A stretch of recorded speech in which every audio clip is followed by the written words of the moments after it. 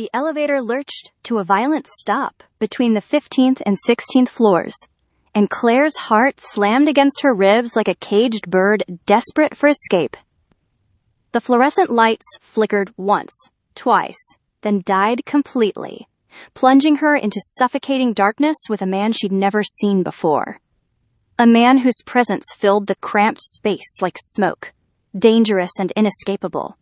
She pressed herself against the cold metal wall, her breathing shallow and rapid. The stranger hadn't made a sound since the elevator shuddered to its mechanical death, but she could feel him there in the blackness, could sense the coiled tension in his body like a predator waiting to strike. The emergency lighting finally kicked in, bathing them both in an eerie red glow that made everything look like a scene from her worst nightmares, and that's when she saw his face. Sharp cheekbones carved from granite, eyes so dark they seemed to absorb the meager light around them, and a mouth that had never learned to smile with anything resembling warmth. He wore a suit that probably cost more than her monthly rent, tailored to perfection, across shoulders that looked like they could carry the weight of the world or crush it, depending on his mood. Everything about him screamed danger, from the way he held himself with casual, deadly grace to the scar that traced a thin, white line along his jaw like a signature left by violence itself. "Don't panic," he said, and his voice was liquid velvet wrapped around steel, accented with something that made her think of distant mountains and ancient feuds. Korean, she realized with a start, though his English was flawless, each word chosen with surgical precision. But Claire was already panicking. Her chest felt tight, her palms slick with sweat as she fumbled for her phone. No signal. Of course there was no signal. She was trapped in a metal box suspended in mid-air with a stranger who looked like he could break her in half without breaking a sweat, and the universe was apparently having a spectacular laugh at her expense. "The emergency button," she whispered, more to herself than to him, and lunged for the control panel. Her fingers found the red button and pressed it frantically, over and over, as if her desperation could somehow transmit through the wires and bring salvation racing up the elevator shaft. Nothing happened. "It won't work," he said calmly, as if being trapped in elevators was just another Tuesday for him. "Building's old. The emergency system hasn't been updated in years." She whirled to face him, her back pressed against the panel, and for the first time got a full look at the man who might be her companion for God knew how long. He was tall, she realized, probably 6'2" or 6'3", with black hair that was perfectly styled despite their current predicament. His suit jacket hung open, revealing a crisp white shirt that somehow made his tanned skin look even more dangerous in the red emergency lighting. But it was his stillness that unnerved her most. He stood there like a statue carved from living stone, hands clasped loosely behind his back, studying her with those midnight eyes as if she were a puzzle he was in no hurry to solve. Most people would be pacing, checking their phones, muttering curses or prayers, or both. This man looked like he was exactly where he wanted to be. "How do you know that?" she demanded, her voice higher than she intended. "About the emergency system?" One corner of his mouth lifted in what might have been a smile on anyone else's face, but on his looked more like a warning. "I make it my business to know things about the buildings I visit." The way he said visit made it sound like a military operation, and Claire felt a chill that had nothing to do with the air conditioning. She was 26 years old, worked as a graphic designer for a small firm on the 20th floor, and the most dangerous thing in her life was her addiction to true crime podcasts. She was not equipped to handle whatever energy this man was radiating. "I'm Claire," she said suddenly, because her mother had always taught her that people were less likely to hurt you if they knew your name, if you became real to them instead of just an obstacle or a target. "I know," he said. The words hit her like ice water. "What do you mean, you know?" He didn't answer immediately, just continued that unnerving study of her face, as if he were memorizing every freckle, every line of worry that was probably etching itself deeper by the second. When he finally spoke, his voice carried a weight that made the air in the elevator feel thinner. "Claire Bennett, 26, lives alone in a studio apartment on Maple Street. Works for Davidson Creative Solutions. Takes the same elevator every morning at 8:15, every evening at 6:30. drinks her coffee black because she thinks adding cream is a sign of weakness, even though she actually prefers it sweet. The world tilted sideways. Claire's vision blurred at the edges, and she gripped the handrail behind her so tightly her knuckles went white. Who are you? Someone who's been watching you. The admission should have terrified her, should have sent her into full panic mode, screaming and clawing at the doors like a trapped animal. Instead, something in his tone, something almost protective in the way he said it, kept her frozen in place, her heart hammering, but her feet refusing to move. "Why?" she whispered. For the first time since the elevator stopped, he moved. Just a small shift. His weight transferring from one foot to the other, but in the confined space it felt seismic. Because 3 weeks ago, someone put a price on your head. The elevator seemed to shrink around her. The red emergency lighting pulsed like a heartbeat, and Claire felt the blood drain from her face so fast she thought she might faint. "That's impossible! I'm nobody. I haven't done anything to anyone." "Haven't you?" His voice was softer now, almost gentle, but there was something underneath it that made her think of deep water and hidden currents. "Think, Claire. 3 weeks ago. What happened 3 weeks ago that was different from your normal routine?" She shook her head frantically. 3 weeks ago was just another collection of ordinary days. Coffee and work and Netflix, and the crushing loneliness she'd grown so used to it felt like a comfortable sweater. "Nothing. I worked. I went home. She stopped, her breath catching. The flash drive. His eyes sharpened, and she knew she'd given him what he was looking for. "Tell me about the flash drive." It was it was so stupid. I was leaving work late, around 9, and this woman in the parking garage came up to me. She was crying, said her boyfriend was going to hurt her, begged me to hold on to something for her. She gave me this flash drive, said she'd come back for it in a few days, but she never... Claire pressed her hand to her mouth. "She never came back. What did you do with it?"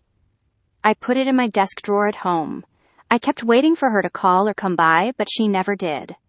I thought about trying to find out what was on it, but it felt like such an invasion of privacy, and I kept thinking she'd show up eventually and, oh God, she's dead, isn't she?" He didn't answer, but he didn't need to.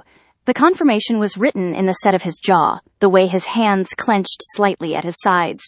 "They killed her," Claire breathed. "And now they want to kill me because I have whatever she gave me." The woman's name was Jessica Park. She was a forensic accountant who discovered something she shouldn't have. Something that could destroy some very powerful, very dangerous people.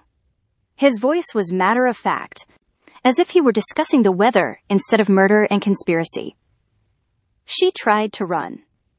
They found her 2 days later in the river. Claire's legs gave out, and she slid down the wall until she was sitting on the elevator floor, her knees drawn up to her chest. This wasn't real. This couldn't be real. These things didn't happen to people like her. People who lived quiet lives and paid their taxes and never even got parking tickets. "I don't understand," she whispered. "If they want the flash drive, why don't they just break into my apartment and take it? Why do they need to kill me?" Because Jessica was smart. Whatever's on that drive, it's encrypted, probably password protected, maybe even biometrically locked. They need you alive to access it, to hand it over willingly, or to torture the information out of you. He paused, and when he continued, his voice had gone deadly quiet. "But once they have what they want, you become a liability, a witness who knows too much." The elevator felt like a coffin now, small and airless and final. Claire buried her face in her knees and tried to think, but her brain felt like it was wrapped in cotton. This morning, she'd been worried about a client presentation and whether she had enough milk for her cereal. Now she was apparently marked for death by people who killed forensic accountants and dumped them in rivers. "Hey." His voice was closer now, and she looked up to find he'd crouched down in front of her, balancing easily on the balls of his feet. This close, she could see that his eyes weren't actually black. They were the darkest brown she'd ever seen, like coffee without cream, and there were flecks of gold around the irises that caught the emergency lighting. "Look at me, Claire." She did, even though every instinct told her to look away, to not meet the gaze of a predator. But there was something in his expression that wasn't quite what she'd expected. Concern, maybe. Or something that might have been concern if it came from anyone else. You're not going to die, he said. And the certainty in his voice was like an anchor in the storm of her panic. I won't let that happen. Why would you care? You don't even know me. I know more about you than you think. He reached out slowly, telegraphing his movement like he was approaching a spooked horse, and touched her chin with just the tips of his fingers. His skin was warm, slightly rough, and the contact sent an electric jolt through her that she absolutely did not have time to analyze. I know you volunteer at the animal shelter every Saturday. I know you leave your bedroom window open at night because you like the sound of rain, even though it's not safe. I know you cry at commercials about reuniting soldiers with their families, and you always give your spare change to the homeless veteran outside the coffee shop on 5th Street. Her breath caught. You've been watching me. For 3 weeks. Since Jessica Park died, and we figured out who she'd given the drive to. We? Something shifted in his expression, a door closing behind his eyes. People who have an interest in seeing that certain information doesn't fall into the wrong hands. What kind of people? But even as she asked, she was beginning to understand. The expensive suit, the too perfect English with that slight accent, the way he moved like violence, was a language he spoke fluently. The way he'd known about the emergency system in the building. The way he talked about watching her like it was a job instead of a crime. You're not police. No. FBI? No. Claire's mouth went dry.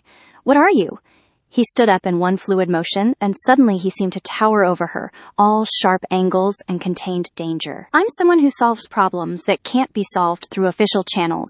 The euphemism hung in the air between them like smoke. Claire had watched enough movies, read enough books, listened to enough true crime podcasts to understand what he was really saying. He was a killer. A professional one by the look of it. All expensive clothes and quiet confidence and eyes that had seen too much to ever be surprised by violence again. You're gonna kill me, she whispered. If I wanted you dead, Claire, you'd have been dead weeks ago. He said it so matter-of-factly that it took a moment for the reassurance to sink in. I'm here to protect you. From who? The people who want that flash drive. The people who killed Jessica Park. He paused, his jaw tightening almost imperceptibly. The people I used to work for. The admission hit her like a physical blow. He'd used to work for the people who wanted her dead. Which meant he was either the answer to prayers she'd been too afraid to voice, or the most elaborate trap imaginable. Why should I trust you, she asked. Because right now, I'm the only thing standing between you and a very unpleasant death. It wasn't exactly a comforting thought, but it was a practical one. Claire had always been practical, even when her world was falling apart around her. Even when she was trapped in an elevator with a man who might be her salvation or her destruction, and she had no way of knowing which until it was too late to matter. What's your name? She asked. You can call me Jin. It wasn't his real name, she was sure of that. But it was something, a small piece of humanity to hold onto in the middle of what felt like a nightmare. Jin what? Just Jin. The elevator chose that moment to shudder, a deep metallic groan that seemed to come from the very bones of the building. Claire's heart leaped into her throat, and before she could think about it, she scrambled to her feet and pressed herself against the far wall, as if a few extra inches of distance would save her if the whole thing came crashing down. Jin didn't move, didn't even seem to notice the building's mechanical death rattle. He just watched her with those unreadable dark eyes, his hands still clasped loosely behind his back, as calm as if they were having coffee instead of potentially plummeting to their deaths. How are you so calm? She demanded. Panic won't change our situation? Our situation being trapped in a broken elevator that might fall at any moment? The elevator isn't going to fall. He said it with the same certainty he'd used to promise she wouldn't die, and against all logic, she found herself believing him. The cables are rated for 10 times the weight capacity. Even if the primary brake system failed, there are multiple backups. The worst that will happen is we'll be stuck here until maintenance arrives tomorrow morning. Tomorrow morning? The thought of spending the night trapped in this metal box with him made her stomach clench with something that wasn't entirely fear. Can't you call someone? If you're some kind of professional problem solver, don't you have contacts who could get us out of here? My contacts aren't the kind of people you call for elevator repairs. Right, because his contacts were probably the kind of people who made other people disappear, not the kind who fixed mechanical problems. Claire wrapped her arms around herself and tried not to think about what that meant for her long-term survival prospects. So we just wait. We wait. And then what? When we get out of here, what happens to me? Jin was quiet for a long moment, studying her face in the red emergency lighting. When he finally spoke, his voice was softer than it had been, almost gentle. That depends on what you want to happen. I want to go back to my life. I want to pretend none of this ever happened and go back to worrying about client presentations and whether I remembered to set my DVR. She laughed, but it came out harsh and brittle. But that's not really an option, is it? No, it's not. The honesty hurt more than a lie would have. Claire sank back down to the floor, her back against the elevator wall, and tried to process the reality of her situation. Her old life was over. The quiet, ordinary existence she'd built for herself was gone, swept away by a flash drive she'd been too kind-hearted to refuse and too decent to examine. "What are my options?" she asked. "You could disappear. New identity, new life, somewhere far away from here. It's not easy, and it's not cheap. But it's possible. And spend the rest of my life looking over my shoulder, wondering if today's the day they find me." Yes. What else? We could retrieve the flash drive, turn it over to the right people, let them handle the situation. The right people being who, exactly? And how do I know they won't just kill me anyway once they have what they want? Jin's mouth quirked up in what might have been approval. You're smarter than most people in your situation. Most people would take the first option without thinking it through. Most people probably haven't spent their entire adult lives watching crime documentaries and reading about serial killers. Claire pulled her knees up to her chest again, a defensive posture that made her feel slightly less vulnerable. So, who are these right people? Law enforcement? Federal prosecutors? People who've been trying to build a case against some very untouchable individuals for years? And you know this, how? Another one of those pauses. Another careful weighing of how much truth to give her. Because I used to work for those untouchable individuals. I know what they're afraid of, and I know what it would take to bring them down. The pieces were starting to come together, forming a picture that was both clearer and more terrifying than Claire wanted to acknowledge. You're not just some random professional problem solver. You're specifically their professional problem solver. We're their professional problem solver, among other things. What other things? I handled their business interests in this part of the country, made sure their investments were protected, their competitors were discouraged, their employees remained loyal. Claire's blood went cold. You were their enforcer. I was many things to them, including a killer. Jin didn't deny it, which was somehow worse than if he had. He just stood there in his expensive suit with his perfect posture and his terrible, beautiful face, and let her fill in the blanks with all the darkest possibilities her true crime-addled mind could conjure. "How many people?" she whispered. "Does it matter?" "It matters to me." Why? Because she was trapped in an elevator with him, because her life was in his hands, because some part of her that she didn't want to examine was drawn to him, despite everything logical and sane screaming at her to be afraid. Because even knowing what he was, what he'd done, she felt safer with him than she had in weeks. Because I need to know what kind of man is promising to protect me, the kind who's very good at violence when it's necessary. And is it necessary now? To protect you? Yes. The certainty in his voice should have terrified her. Instead, it sent a warm curl of something that felt dangerously like relief through her chest. She'd been alone for so long, facing the world with nothing but her own determination and a healthy dose of caffeine. The idea of someone else taking responsibility, someone capable and dangerous and utterly confident in his ability to handle whatever came at them, was more appealing than she wanted to admit. "Why?" she asked. "Why protect me? If you used to work for them, why turn against them now? Because some lines shouldn't be crossed. And they crossed one. They crossed all of them. The elevator shuddered again, a deep grinding sound that seemed to echo through the shaft.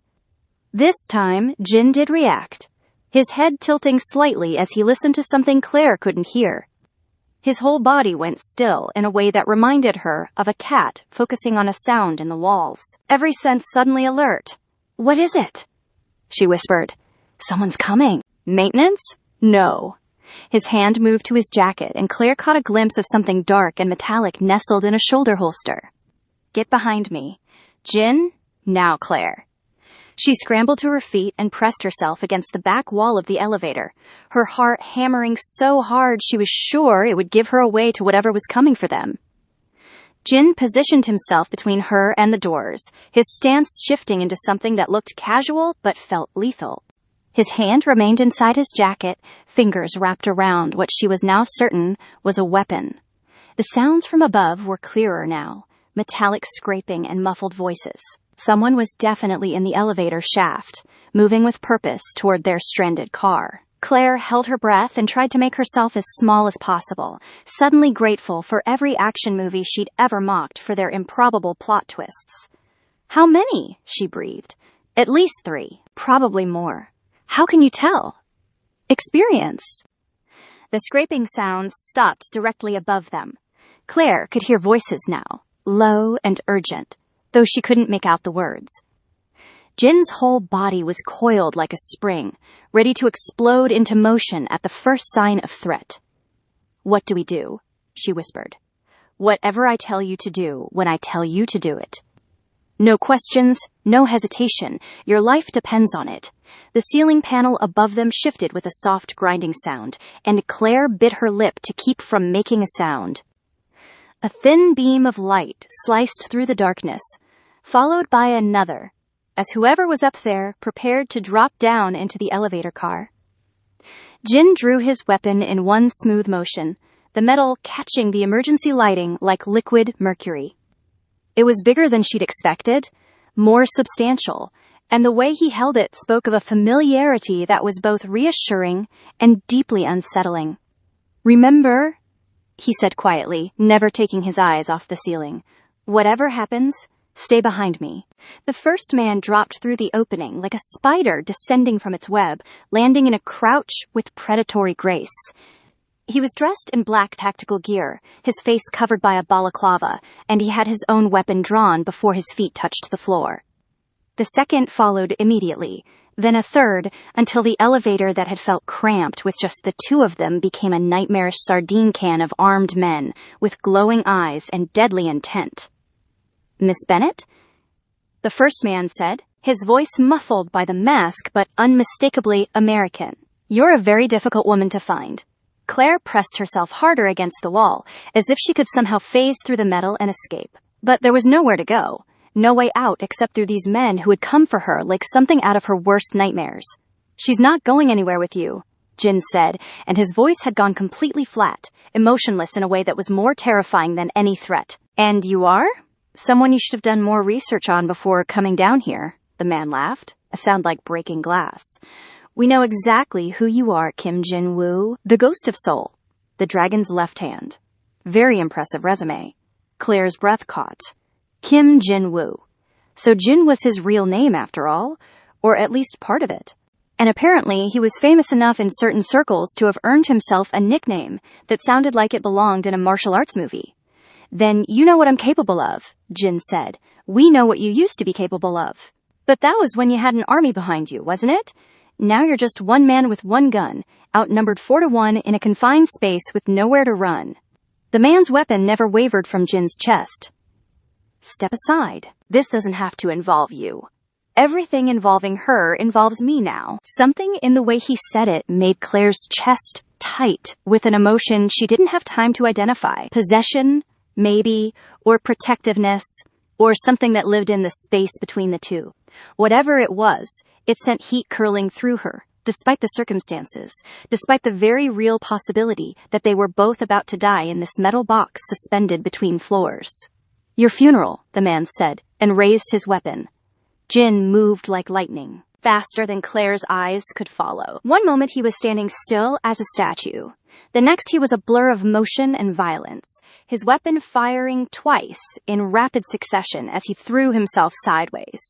The sound was deafening in the confined space, and Claire's ears rang as she watched the first attacker spin and fall.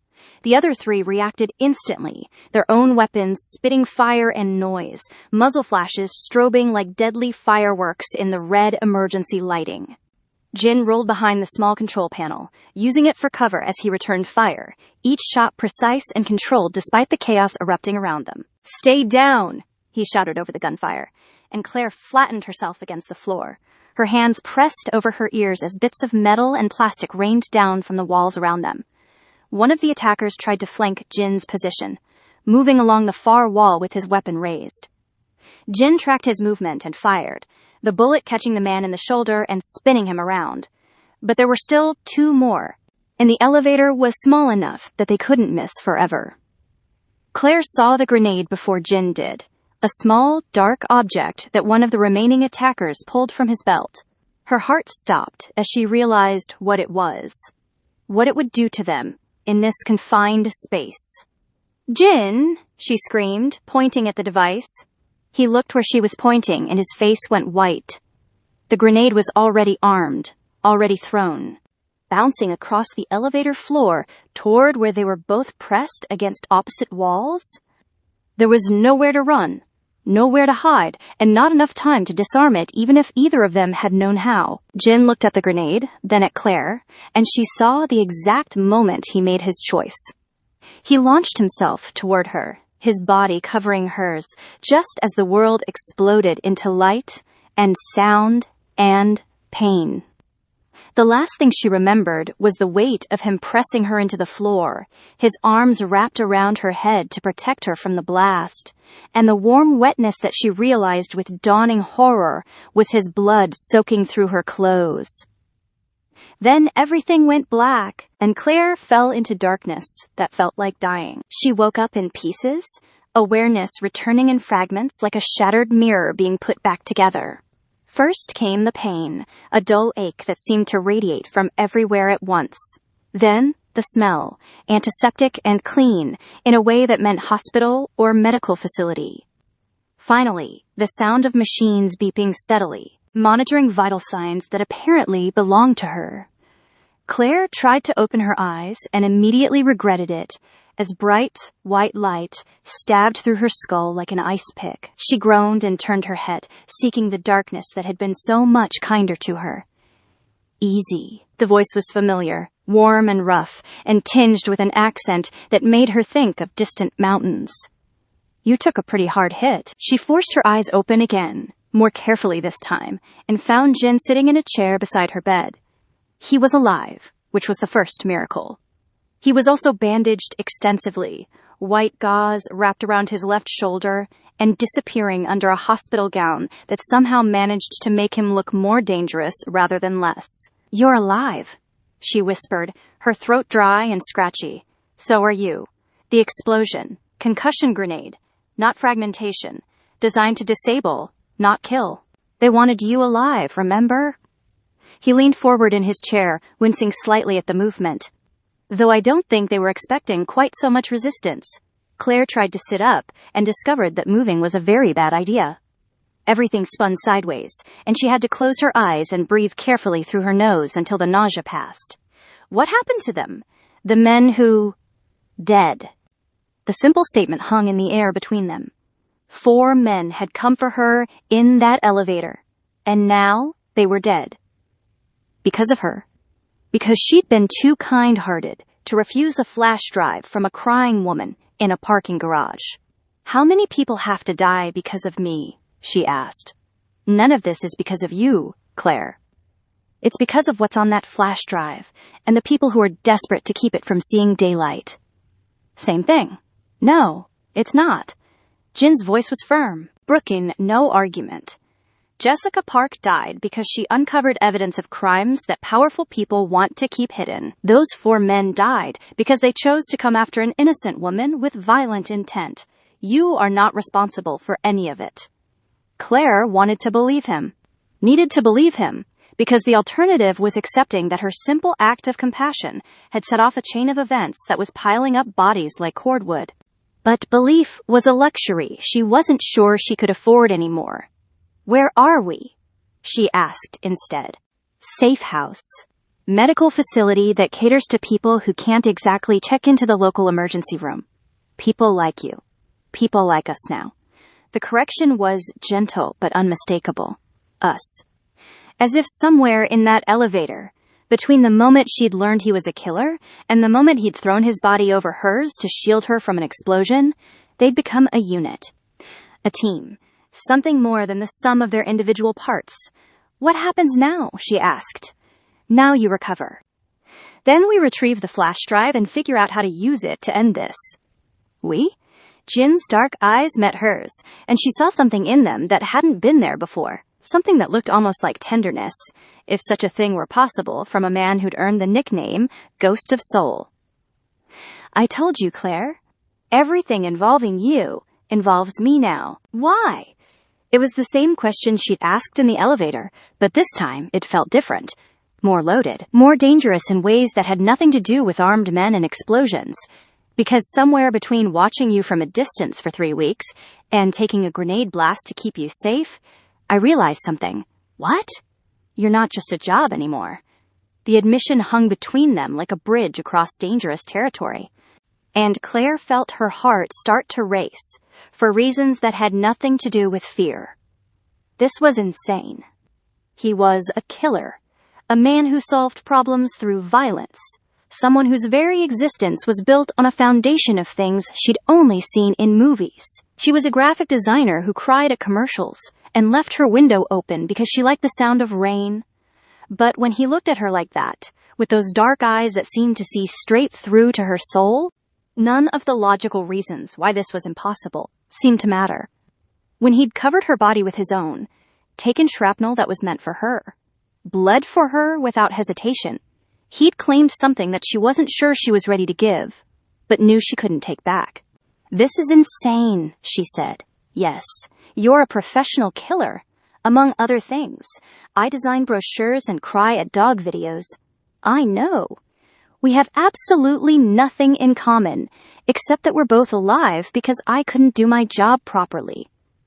Claire laughed despite herself, a sound that was half hysteria and half genuine amusement. "That's a hell of a foundation for a relationship." "Is that what this is? A relationship?" The question hung in the air between them, loaded with possibilities that were both thrilling and terrifying. Claire had never been the kind of woman who fell for bad boys, had never understood the appeal of danger and darkness and men who lived outside the law. She'd always been attracted to stability, to kindness, to men who brought her flowers and remembered her birthday and would never make her worry about whether they were coming home at night. But looking at Jin now, seeing the careful way he held himself to avoid aggravating his injuries, the protective set of his shoulders even while sitting in a hospital chair, the way his eyes never stopped scanning their surroundings for potential threats, she realized that safety wasn't just about avoiding danger. Sometimes, safety was having someone who would face any danger for you. Someone who would put their body between you and harm, without a moment's hesitation. "I don't know what this is," she admitted, "but I know that when I thought you were going to die in that elevator, when I saw your blood, it felt like something vital was being torn out of me." Jin's expression softened, the hard edges of his face becoming something almost vulnerable. "Claire, I also know that this is probably the stupidest thing I've ever considered. And that's saying something because I once tried to give a raccoon CPR after it got hit by a car. How did that work out for you? The raccoon bit me and ran away. I had to get rabies shots." She met his eyes, saw the hint of amusement there despite everything they'd been through. "I have a feeling this might end similarly. I promise not to bite you and run away." "What about the rabies shots?" "Can't make any guarantees about those." They were flirting. Somehow, in a medical facility for criminals and killers, while she was concussed and he was bandaged and there were people actively trying to murder them both, they were flirting like teenagers at a coffee shop. It should have been absurd. Instead, it felt like the most natural thing in the world, like finding a piece of herself she hadn't even known was missing. "Jin," she said, suddenly serious. "What happened to you? What made you turn against the people you worked for?" His face closed off immediately, all traces of warmth and humor disappearing behind a mask of carefully controlled neutrality. "That's not a conversation we need to have right now. When will we have it? When you're strong enough to handle the answer." "I'm stronger than you think." "I know exactly how strong you are, Claire. I've watched you for 3 weeks, remember? I've seen you cry over a lost dog on the street and then spend 4 hours in the rain looking for it. I've seen you stand up to your asshole boss when he tried to blame you for his mistakes, and I've seen you hold a complete stranger while she cried about her dead husband in the grocery store checkout line." Jin's voice was quiet, intense. "You have more strength in your little finger than most people have in their entire bodies. But the things I've done, the world I come from, it changes people. It corrupts them.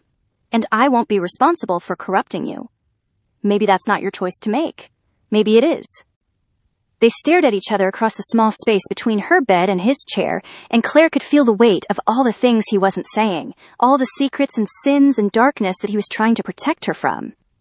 She wanted to push, wanted to demand answers and explanations, and the full truth of what she was getting herself into. But there was something in his eyes that stopped her. Something that looked like pain held so tightly it had crystallized into armor. Whatever had driven him away from his former life, whatever had made him choose her over everything he'd known, it wasn't something he was ready to share. And maybe that was okay. Maybe some truths had to be earned slowly, carefully, like trust. "Okay," she said finally. "But Jin, when you're ready to tell me, I'll be ready to listen. Whatever it is." Relief flickered across his features so quickly she almost missed it. "Thank you. Don't thank me yet. You might regret it when you realize how stubborn I can be about getting answers. I'm counting on it." Before Claire could ask what he meant by that, the door to her room opened and a woman walked in. She was tall and elegant, probably in her 50s, with silver hair pulled back in a perfect chignon, and the kind of understated, expensive clothes that whispered rather than shouted about money. She moved with the quiet confidence of someone accustomed to being the most dangerous person in any room, and when her pale blue eyes fixed on Claire, she felt like a butterfly pinned to a specimen board. "Miss Bennett," the woman said, her voice carrying the faintest hint of what might have been a Russian accent. "I hope you're feeling better." Jin tensed in his chair, his hand moving automatically toward where his weapon would be if he were wearing anything other than a hospital gown. "Katerina, I wasn't expecting you." "Were you expecting anyone, darling?" The woman smiled, but it didn't reach her eyes. "After the spectacular mess you made of what should have been a simple extraction? Did it? Or did it stop being simple the moment you decided that one pretty girl was worth burning down everything we've built together?" The tension in the room ratcheted up several degrees, and Claire found herself holding her breath. She didn't know who this woman was, but the way Jin was looking at her, the careful stillness that had settled over him, told her everything she needed to know. This was someone from his old life, someone with the power to hurt them both. "Who are you?" Claire asked, proud that her voice came out steady despite the fear clawing at her throat. "Dr. Katerina Volkov," the woman replied, inclining her head in a gesture that was somehow both polite and condescending. "I run this facility. I've also had the pleasure of working with Jin for the past 5 years. Working with him how? I provide medical services to people who operate outside traditional legal frameworks. Jin has been one of my most frequent patients, though usually his injuries are more professionally acquired." Claire's blood went cold. This woman had been patching Jin up after he killed people, had been enabling his work, facilitating it, making sure he could go out and do it again. And now she was here, in this room, looking at Claire like she was a problem to be solved. "What do you want?" Claire asked. "What I want, my dear, is for this entire situation to go away quietly. What I want is for the flash drive to be retrieved and handed over to the appropriate parties, for the unfortunate misunderstandings of the past few days to be forgotten, and for everyone to return to their normal lives with a minimum of bloodshed. And if I refuse, then things become very complicated for everyone involved." Jin stood up slowly, his movements careful but deliberate. Despite his injuries, despite the hospital gown and the bandages, He managed to project an aura of barely contained violence that made the temperature in the room drop several degrees. "Katerina," he said, his voice soft and deadly, "I think you should leave." "Should I, darling? Even though I'm the only thing standing between your little pet and a very unpleasant conversation with some very unpleasant people? My little pet?" Claire felt her own temper flare at the casual dismissal, the way this woman talked about her like she wasn't even there. "I'm right here, you know, and I have a name." "Of course you do, dear." Claire Elizabeth Bennett, born in Portland, Oregon, graduated from State University with a degree in graphic design. Currently employed by Davidson Creative Solutions for the past 3 years. No siblings, parents divorced when you were 12, mother remarried and moved to Florida, father drinks too much and pretends you don't exist. Katerina smiled, that cold, empty smile. "See, I know your name. I know everything about you." "Then you know that I'm not just going to hand over the flash drive and pretend none of this happened, don't you? Even if it means saving Jin's life?" The words hit Claire like a physical blow. She looked at Jin, saw the way his jaw tightened, the way his hands clenched at his sides. "What does that mean?" "It means, my dear, that Jin's decision to go rogue has put him in a very precarious position. The people he used to work for don't take betrayal lightly, and they have very long memories. The only thing keeping him alive right now is the hope that he can convince you to cooperate.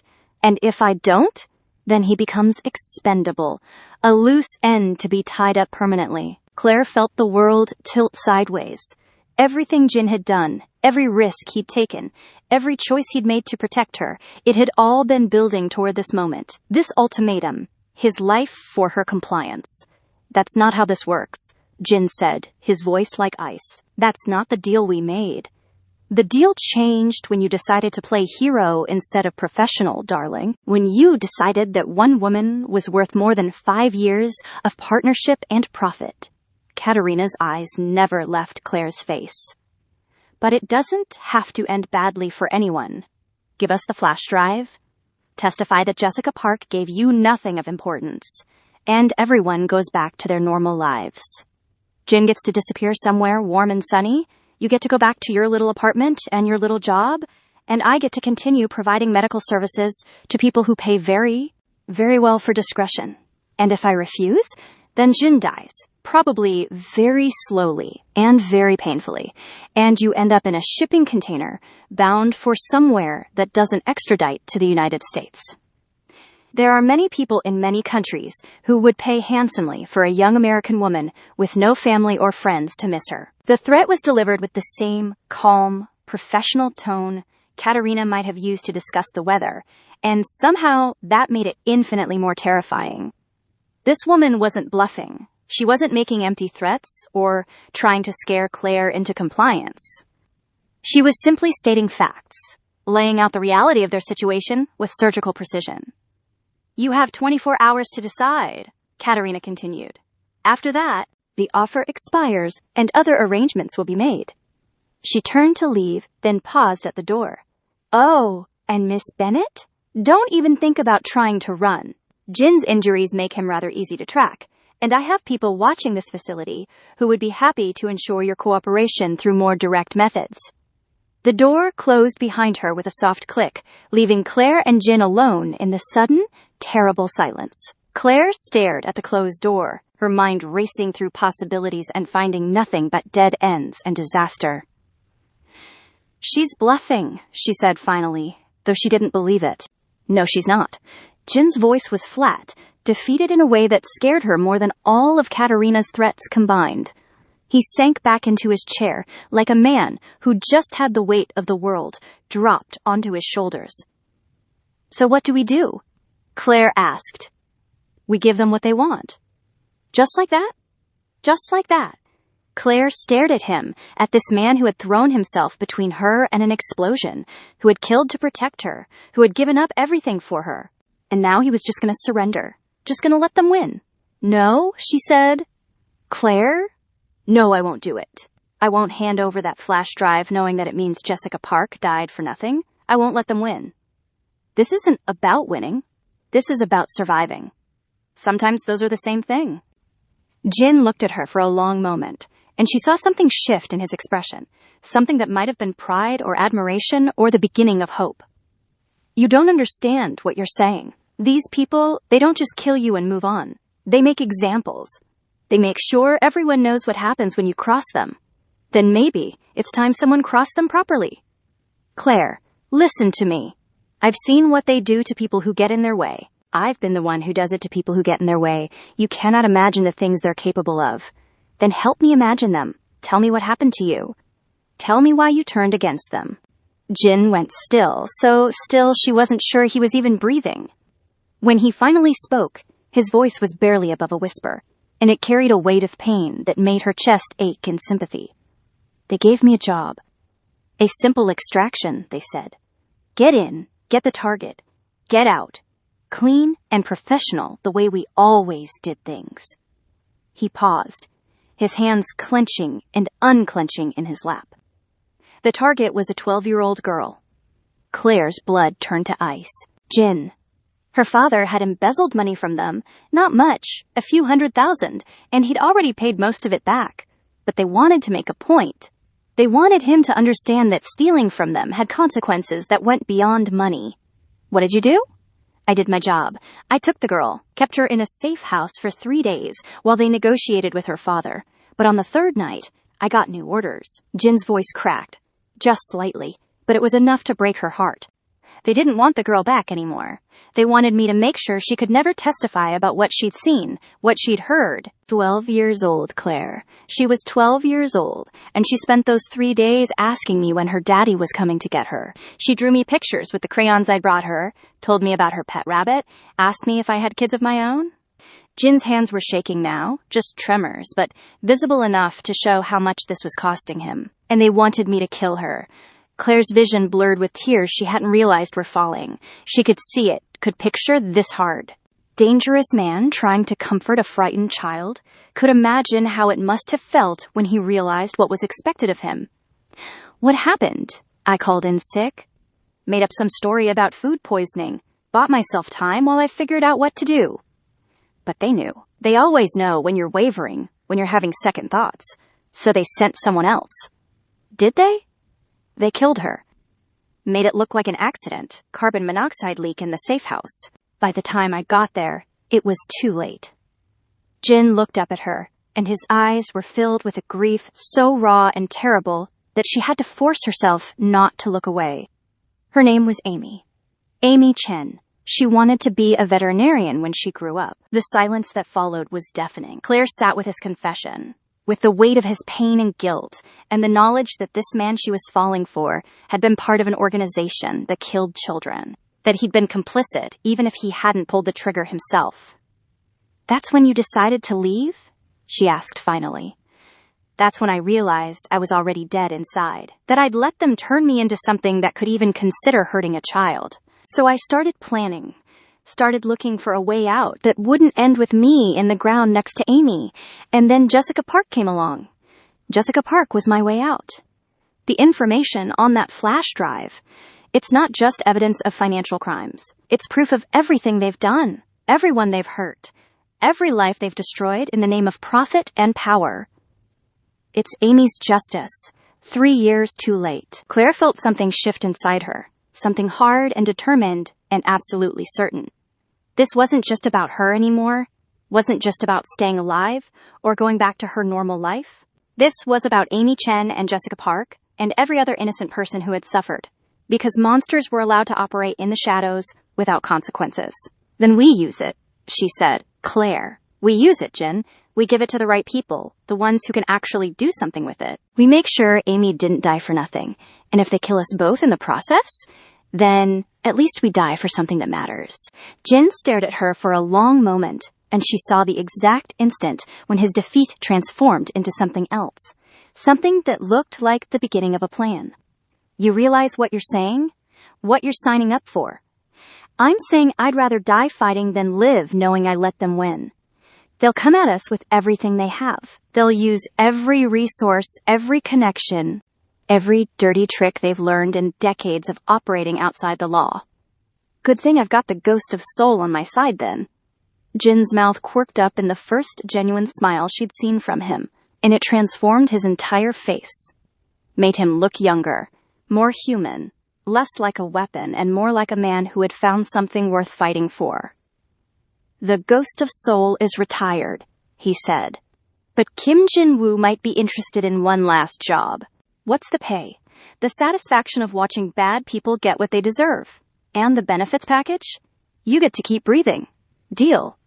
They shook hands across the space between her bed and his chair, and Claire felt something click into place, like the final piece of a puzzle she hadn't even known she was solving. This was insane, suicidal, and probably the stupidest decision she'd ever made. It was also the most right she'd felt in her entire life. "So what's the plan?" she asked. Jin's smile turned sharp, predatory, and for the first time since she'd met him, Claire got a glimpse of the man who had earned himself a reputation as one of the most feared operators in the criminal underworld. "First, we get out of here. Katerina's facility is compromised now that she's chosen sides, and we can't trust anyone who works for her. Can you travel? Your injuries. I've worked with worse." Claire didn't doubt it. "Where do we go?"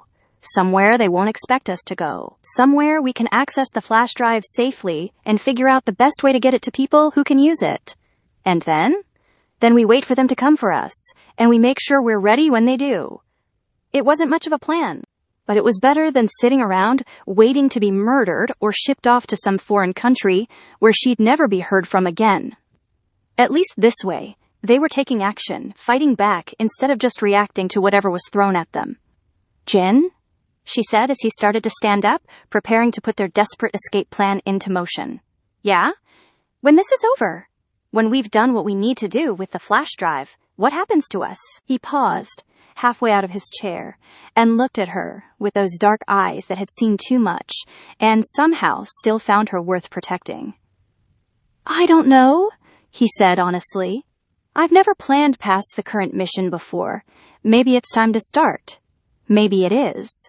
And with that promise hanging between them, fragile and precious and probably doomed, they began to plan their war against the monsters who had already taken too much from both of them. Claire Bennett, graphic designer and secret romantic, was about to discover just how much strength she had inside her.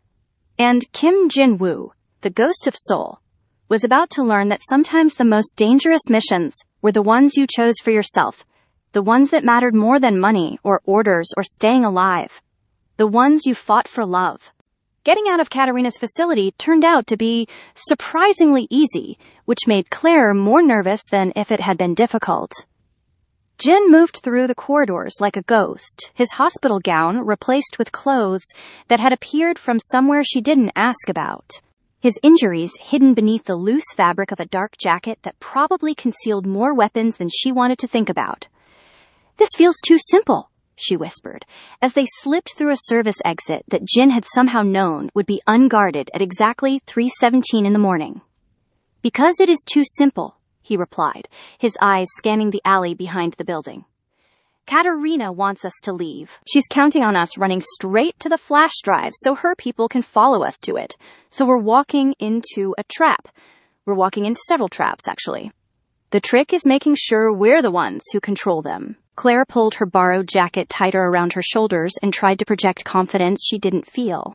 Everything about this felt like a movie, like something that happened to other people in stories she read or watched on Netflix. She was supposed to be home in her apartment, worried about deadlines and whether she had enough coffee for the morning. Instead, she was creeping through dark alleys with a professional killer, planning to outwit an international criminal organization that apparently had no qualms about murdering children. "Tell me you have a plan," she said as they made their way toward a nondescript sedan parked 3 blocks away. "I have several plans, and several backup plans for when the first plans go sideways." When, not if. In my experience, plans always go sideways. The question is whether you're flexible enough to adapt when they do. Jin's phone buzzed softly, and he glanced at it with a frown that made Claire's stomach clench with anxiety. "What is it?" "Motion sensors at your apartment building triggered 20 minutes ago. They're already there, waiting for us." "How many?" "At least 6 that we can detect. Probably more that we can't." Claire's knees went weak. 6 armed men waiting in her tiny apartment building, ready to kill anyone who came looking for Jessica Park's flash drive. 6 men who would torture her for information she didn't have, then dispose of her body like she was nothing more than an inconvenient piece of evidence. "We can't go there," she said. "No, we can't go there the way they're expecting us to." Jin's tone was calm, almost conversational, as if discussing tactical approaches to breaking into buildings surrounded by killers was just another part of his day. Which, Claire realized with a start, it probably was. Or had been, before he decided to throw his lot in with a graphic designer who cried at commercials. What's the alternative? We go there, but we go smart. We make them think they have us cornered, then we turn their trap into ours. And how exactly do we do that? Jin smiled, and there was something in his expression that reminded Claire why he'd earned his reputation as one of the most dangerous men in his profession. We give them exactly what they're expecting to see, and we make sure they don't live long enough to realize they were wrong. 30 minutes later, Claire found herself crouched in the utility room of her apartment building's basement, surrounded by pipes and electrical panels, and the constant hum of machinery that kept the building running. Jin had somehow procured enough equipment to outfit a small army, including communication devices, body armor that he'd insisted she wear despite her protests that it made her look like a black-clad turtle, and what appeared to be enough explosives to level half the block. "This seems excessive," she whispered, watching him attach something that looked like a small electronic device to the main electrical panel. "Excessive is surviving when everyone expects you to die." "What does that thing do?" "When I trigger it, it'll cut power to the entire building for exactly 90 seconds. Long enough for us to move, not long enough for backup generators to kick in." "And the explosives?" "Insurance. If things go very badly, I want options." Claire tried not to think about what constituted things going very badly in Jin's world. She was pretty sure that for most people, being surrounded by armed killers in your apartment building would already qualify as things going very badly. For Jin, it was apparently just Tuesday. "Are you sure about this?" she asked as he finished his preparations and turned to face her.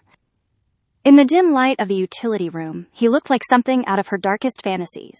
All black clothing and deadly competence, and eyes that promised violence to anyone who threatened what was his. "I'm sure that doing nothing gets us both killed.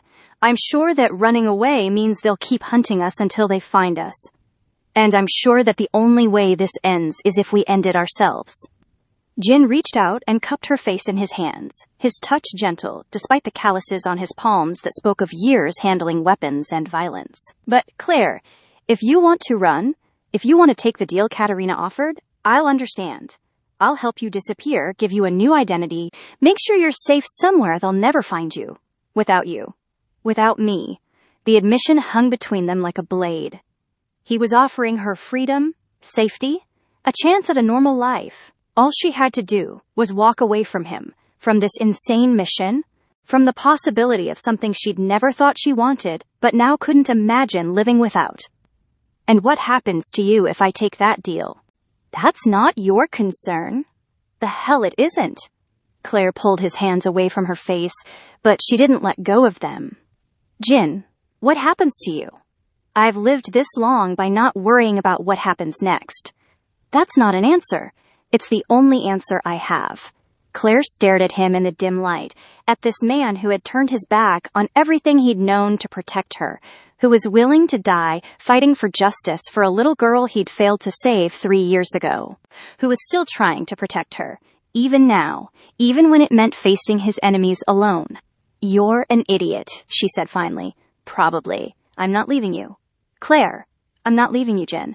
We do this together, or we don't do it at all." Relief flickered across his features so quickly she almost missed it, followed by something that looked like fear. Not fear of death or violence or the men waiting for them upstairs, but fear of having something to lose. Someone to lose. "You could die," he said. "So could you. I'm used to that possibility. Then maybe it's time you got used to the possibility of living through this instead." Jin stared at her for a long moment, and she saw the exact instant when he made his choice. when he decided that maybe, just maybe, they could both survive this. That maybe they could have something beyond tonight, beyond this mission, beyond the violence that had shaped both their lives in different ways. "All right," he said. "We do this together. Together." They sealed the promise with a kiss that tasted like desperation and hope in equal measure, like the last kiss of two people who knew they might not live to see tomorrow. But when they broke apart, Claire felt steadier than she had since this whole nightmare began. Whatever happened next, they would face it as a team. The plan was elegantly simple, which Jin assured her was usually the mark of either brilliance or catastrophic stupidity. They would trigger the power outage, use the confusion to reach her apartment through the building's ventilation system, retrieve the flash drive, and escape through the same route, while their enemies were still trying to figure out what had gone wrong. "What about the 6 armed men who are waiting for us?" Claire asked as they prepared to move. "What about them? Shouldn't we, neutralize them or something? If we do this right, they'll never know we were there. And if we do this wrong?" Jin's smile was sharp enough to cut glass. "Then we find out how good I am at killing people in confined spaces." The power died at exactly 4:32 in the morning, plunging the building into complete darkness. Claire heard muffled shouts from above, the sounds of confusion and alarm as their enemies suddenly found themselves operating blind. Jin moved immediately, leading her through the maze of basement corridors to the maintenance shaft he'd identified as their route to the upper floors. "Stay close," he whispered as they began to climb. "Stay quiet. And if something goes wrong, if we get separated, you run. You don't look back, you don't try to help, you run and you get to the authorities." Jin, promise me, Claire. She wanted to argue, wanted to tell him that she wasn't leaving him behind, no matter what happened. But there was something in his voice, an urgency that spoke of experience with situations where noble intentions got people killed. "I promise," she lied. They climbed in silence, Jin moving with the fluid grace of someone who had done this kind of thing more times than she could imagine. Claire followed as best she could, trying not to think about the armed men somewhere above them, trying not to think about what would happen if they were discovered halfway up a ventilation shaft with nowhere to run. Her apartment was on the 8th floor, which felt like climbing Mount Everest in the pitch-black darkness. By the time they reached the right level, Claire's arms were shaking with exhaustion, and her legs felt like they were made of rubber. But Jin seemed completely unaffected, moving with the same controlled precision he'd shown from the beginning. "Here," he whispered, stopping at a grate that opened onto the hallway outside her apartment. Through the slats, Claire could see the faint outline of her door, barely visible in the emergency lighting that had finally kicked in. "I don't see anyone," she breathed. "They're there, trust me." Jin did something to the grate that made it swing open silently, then helped her down into the hallway. The building felt different in the darkness, familiar but transformed, like a place she'd known in a dream. Jin moved like a shadow, his hand on her back, guiding her toward her apartment door. "Keys," he whispered. Claire fumbled in her pocket, her hands shaking as she found her key ring. The metal seemed unnaturally loud in the silence, every small sound magnified by the darkness and the knowledge that they were surrounded by people who wanted them dead. The lock turned with a soft click, and Jin eased the door open inch by inch, listening for any sound from inside. Claire's apartment was small enough that there weren't many places to hide, but in the darkness, every shadow could conceal a threat. Claire's apartment had been destroyed. Furniture overturned, drawers pulled out and dumped, her belongings scattered across the floor like the aftermath of a tornado. They had been thorough, systematic, tearing apart her life in search of Jessica Park's flash drive. "Bedroom," Jin whispered, and they picked their way through the debris toward the back of the apartment. The bedroom was in the same state as the living room, her clothes scattered everywhere, her mattress slashed open, and the stuffing pulled out. But the desk in the corner, the little wooden desk she'd bought at a yard sale when she first moved in, that was still intact. Still hiding its secret in the bottom drawer, where she'd left it 3 weeks ago. Claire knelt beside the desk and pulled out the drawer, her hands fumbling in the darkness until her fingers found the small electronic device that had started this entire nightmare. The flash drive was smaller than she'd remembered, innocuous looking, just a piece of black plastic and metal that contained enough evidence to destroy lives and topple empires. "Got it," she whispered. That's when the lights came on. "Well, well," said a voice from the doorway. "Look what we have here." Claire's heart stopped. Standing in the entrance to her bedroom were 3 men in tactical gear, weapons drawn and pointed directly at her and Jin.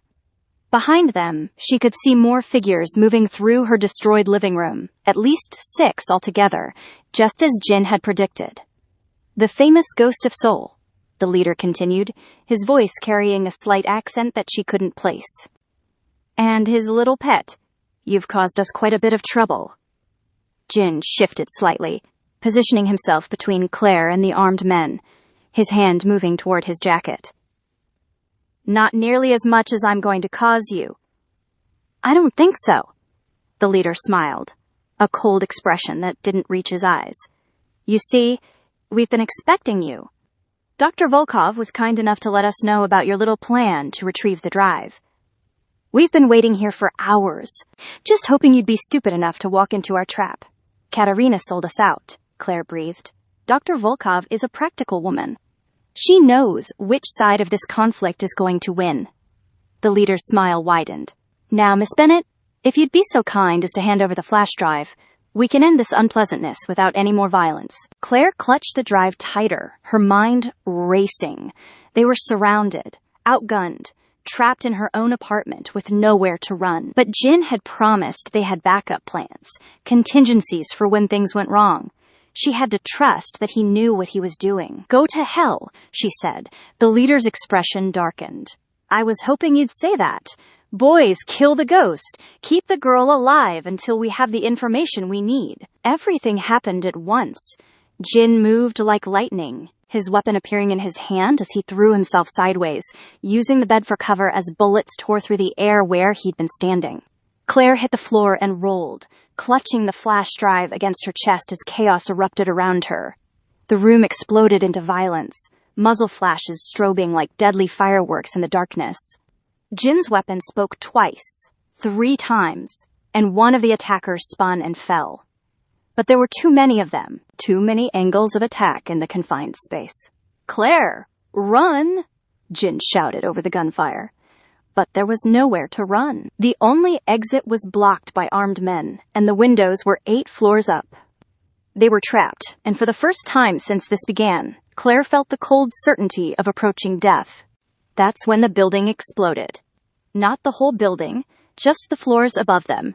A controlled demolition that sent debris raining down through the ceiling and filled the air with dust and smoke.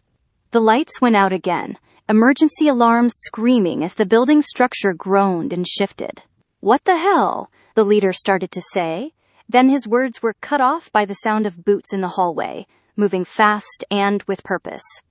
"Federal agents," a voice shouted. "Everyone on the ground now." The cavalry had arrived, and Claire had never been happier to hear anything in her entire life. FBI agents poured through her apartment, tactical lights cutting through the smoke and chaos, weapons drawn and voices sharp with authority. The men who had been trying to kill them suddenly found themselves caught between Jin's position and a squad of federal agents with automatic weapons and a very bad attitude about people who murdered American citizens. The fight was over in seconds, bodies hitting the floor as the professionals took control of the situation. "Jin!" Claire called out, scrambling through the debris toward where she'd last seen him. "Here!" His voice was strained, and when she found him behind the overturned bed, she saw why. Blood was soaking through his jacket, more blood than there had been after the elevator explosion, and his face was pale with pain and shock. "Oh, God, Jin!" Claire pressed her hands against the wound, trying to stop the bleeding. "Stay with me, okay? Help is coming." "The drive," he whispered. "Do you still have it?" She held up the small device, still clutched in her bloody fingers. Got it. Good. That's good. Federal agents were securing the scene around them, calling for medical assistance, taking control of the situation with the kind of professional competence that reminded Claire why she paid taxes. One of them, a woman with short gray hair and the bearing of someone accustomed to command, knelt beside them. "I'm Agent Patterson, FBI," she said. "We've been tracking this situation for weeks. Miss Bennett, I understand you have something that belongs to us." Claire looked down at the flash drive, then at Jin, who nodded weakly. "Jessica Park gave this to me," she said. "She said her boyfriend was going to hurt her. Jessica Park was one of our informants. The information on that drive is enough to take down one of the largest criminal organizations operating in North America." Agent Patterson held out her hand. "We've been waiting for this for a very long time." Claire handed over the drive and felt a weight lift from her shoulders that she hadn't even realized she'd been carrying. It was over. The nightmare that had started with a crying woman in a parking garage was finally over. "What about Jin?" she asked as paramedics arrived and began working on his injuries. "That depends on him," Agent Patterson said. "We know who he is, what he's done, but we also know what he's given up to make this possible. There might be room for negotiation if he's interested in cooperation." Jin's eyes found Claire's, and she saw the question there. After everything they'd been through, after all the violence and fear and desperate hope, what happened next? "I'm interested," he said quietly. 6 months later, Claire stood in the courthouse steps, watching Jin emerge from the federal building in a suit that actually fit him properly and made him look less like a dangerous killer and more like a very attractive businessman who happened to have fascinating scars. The witness protection program had been good to both of them. New identities and new lives in a city where no one knew their faces or their history. Jin had spent 3 months testifying against his former employers, providing evidence that had resulted in over 40 arrests and the seizure of assets worth hundreds of millions of dollars. The organization that had killed Jessica Park and Amy Chen was finished, its leaders facing life in prison if they were lucky, and its foot soldiers scattered to the winds. "How does it feel?" Claire asked as they walked toward the car that would take them back to their new life together. "Strange," Jin admitted. "I've never been on the right side of the law before." "You were on the right side when it mattered." "Was I?" "You chose to protect an innocent person instead of following orders. You chose justice over loyalty. You chose love over survival." Claire stopped walking and turned to face him, there on the courthouse steps with the afternoon sun shining down on them like a benediction. "That sounds like the right side to me." Jin reached out and took her hands, the same gentle touch he'd shown her that first day in the elevator, when her world was falling apart and he was the only thing standing between her and disaster. "I chose you," he said. "Everything else just followed from that. And I chose you back. Even though I'm a killer. Even though you're a killer who turned his life upside down to save someone he barely knew. I know you now. Yes, you do." They kissed there on the courthouse steps. Two people who had found each other in the darkness and decided to build something bright together. It wasn't a fairy tale ending, because real life was more complicated than that. Jin would always carry the weight of what he'd done, the lives he'd taken before he learned to choose differently. Claire would always remember the fear, the violence, the moment she'd thought she was going to lose him. But it was their ending, earned through fire and blood, and the kind of desperate courage that only came from having something worth fighting for. They had each other, they had their new life, and they had the knowledge that when the world had tried to destroy them, they'd fought back and won. So what happens now? Claire asked as they got into their car, ready to drive back to the apartment they shared, the life they were building together one day at a time. "Now we figure out what normal looks like," Jin said. "I'm not sure either of us knows how to do normal. Then we'll learn together." Claire smiled and reached over to take his hand, their fingers interlacing like pieces of a puzzle, finally finding their proper places. "I love you, Jin. I love you too, Claire." And as they drove into the sunset, toward whatever came next, neither of them looked back. The elevator that had brought them together was just a memory now, A broken metal box that had somehow become the birthplace of something beautiful. They had survived the darkness, chosen each other over safety, and found that sometimes the most dangerous thing you could do was open your heart to the possibility of love. The ghost of Soul was gone, retired permanently in favor of a man who had learned that protecting one person completely was worth more than controlling everyone partially. Claire Bennett, graphic designer and secret romantic, had discovered that she was brave enough to fight for what mattered, strong enough to stand beside someone whose past was written in blood and shadows. Together, they drove toward tomorrow, toward the life they would build with their own hands, toward the love that had been forged in an elevator between the 15th and 16th floors, and tempered in the fire of everything that had tried to destroy it. Some stories begin with once upon a time. Theirs had begun with a broken elevator and a stranger who turned out to be exactly what she needed. Not a prince in shining armor, but something better. A man who chose to be worthy of her trust, her love, her faith in the possibility that even the darkest hearts could learn to beat for something other than violence.